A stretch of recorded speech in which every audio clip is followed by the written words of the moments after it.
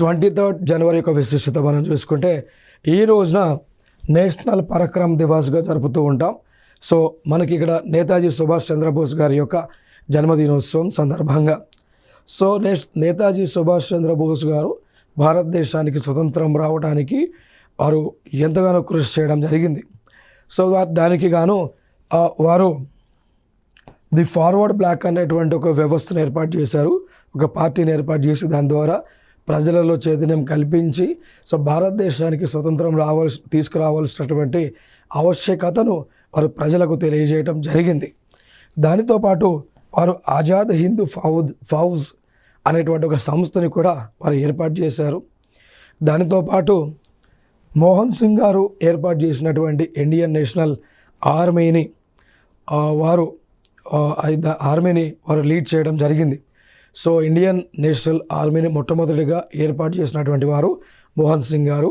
So వారి తర్వాత ఆ యొక్క ఆర్మీ యొక్క బాధ్యతలంతా కూడా సుభాష్ చంద్రబోస్ గారు తీసుకొని ఇండియన్ ఆర్మీని నడిపించి భారతదేశానికి స్వతంత్రం రావడానికి వీరు ఒక ముఖ్య కారకులుగా ఉన్నారు. ఇంకొక అంశం, సో వీరు 23 జనవరి 1894లో కటక్ అనేటువంటి ఒక ప్రాంతం ఒడిశా డివిజన్కి చెందింది.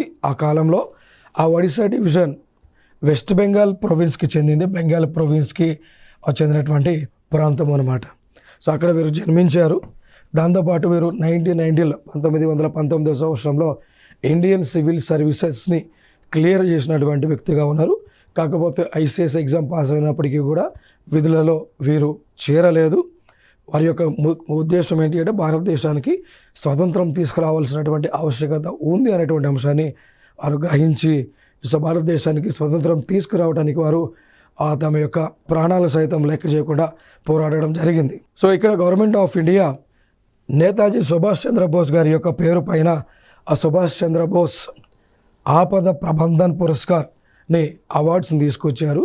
మరి ఒక అవార్డ్స్ ఎవరికి ఇస్తారంటే ఎవరైతే ప్రకృతి వైపరీత్యాలు సంభవించినప్పుడు ప్రజలను కాపాడుతూ ఉంటారో సో వారికి వారు చేసినటువంటి కృషికి గాను ఈ యొక్క అవార్డులను ఇస్తూ ఉంటుంది ప్రభుత్వము.